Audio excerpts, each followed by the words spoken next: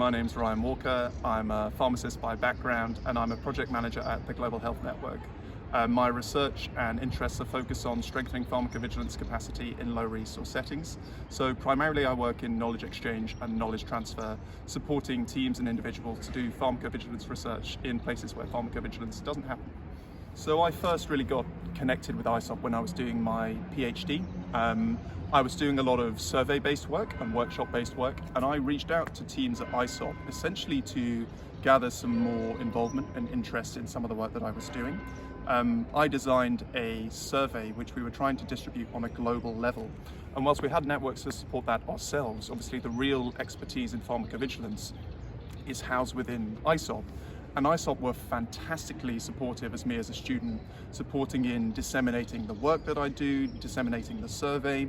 Many ISoP participants responded and participated in my research as well. So in terms of strengthening my research outcomes and the validity of the findings, I would say that the ISoP participation and involvement in that was absolutely essential. And since that point really, I've become very involved in ISoP. It's a fantastic community.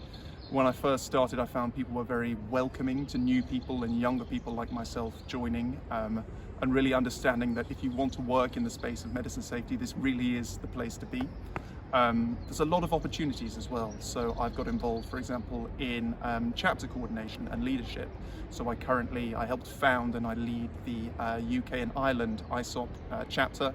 And I'm also involved in several of the special interest groups as well. So I'm really passionate about ISoP being a fantastic space for young people to come and get involved in drug safety and medicine safety.